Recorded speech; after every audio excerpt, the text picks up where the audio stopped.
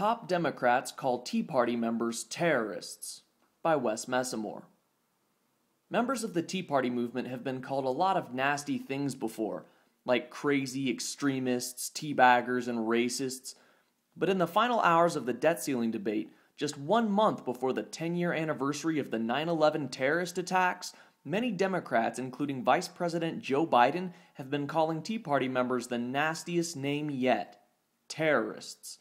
Sources in the room told the Politico that in a closed-door meeting of House Democrats with Vice President Joe Biden, Representative Mike Doyle, a Democrat from Pennsylvania, said, "We have negotiated with terrorists. This small group of terrorists have made it impossible to spend any money. The Tea Party acted like terrorists in threatening to blow up the economy." After the word was thrown around by angry House Democrats, sources told the Politico that Vice President Joe Biden agreed, saying they have acted like terrorists. Biden's office initially declined to remark on what he had said in the meeting, but after the comment was published, a Biden spokeswoman issued a denial, saying, "The word was used by several members of Congress. The Vice President does not believe it's an appropriate term in political discourse."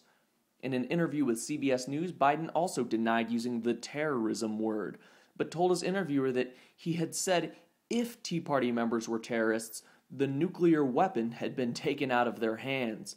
But remember that despite Biden's rather weak denial, the Politico's report cited multiple Democratic sources in the room who confirmed that Biden had called Tea Party Republicans terrorists, casting an awful lot of suspicion on the vice president's denial.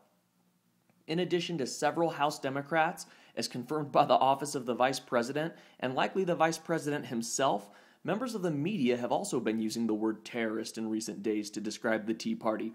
3 days before the Politico broke the Biden story, one of its opinion columnists wrote a piece entitled "The Tea Party's Terrorist Tactics," opining, "It has become commonplace to call the Tea Party faction in the House hostage takers, but they have now become full-blown terrorists," adding that terrorism is a tough term, but unfortunately it describes Tea Party tactics precisely.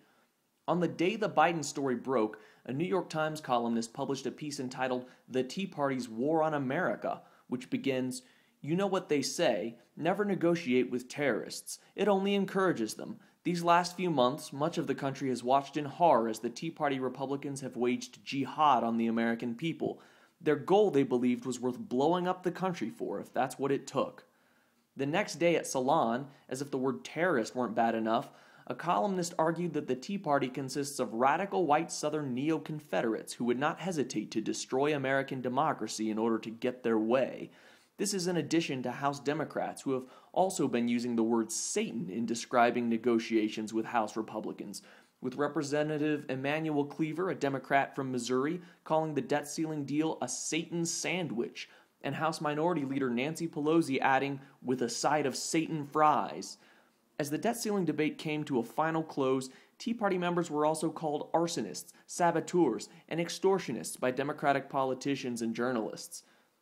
It's sufficiently evident that the use of this new terrorist smear isn't merely the angry ranting of a couple amateur bloggers, but a widespread phenomenon originating at some of the highest levels in electoral politics and news media. And it's not the first time the Tea Party has been falsely and unfairly associated with acts of violence or terrorism. This January, when a gunman in Arizona murdered 6 people and critically wounded Congresswoman Gabrielle Giffords, a Democrat from Arizona, in a tragic shooting massacre, Democrats in the media rushed to blame the Tea Party for inciting the violence with vitriolic rhetoric. New York Times columnist Paul Krugman led the charge, blaming Republicans for fomenting a climate of hate. Many bloggers directly accused Sarah Palin of inciting the murder attempt on Giffords with a map of targets on Democratic House districts vulnerable to Republican challenges in the 2010 midterm elections. Daily Kos founder Marcos Malitsas even tweeted, "Mission accomplished, Sarah Palin." As it turned out, the rush to judgment was patently false. Despite the perverse hopes of the progressive blogosphere, the shooter wasn't a Tea Party member, a Republican, a devotee of Glenn Beck, or even a self-described conservative. His writings indicated, if anything, a sympathy for progressive politics, but most of all, simply the deranged mind of a clinically insane young man. After the rush to associate the Tea Party with this massacre, I wrote, "Note the date and times of these wild accusations. As soon as the tragic news broke and before any clear details or evidence of the gunman's possible motivation had emerged, progressives swiftly and reflexively moved to hold Sarah Palin and the Tea Party responsible.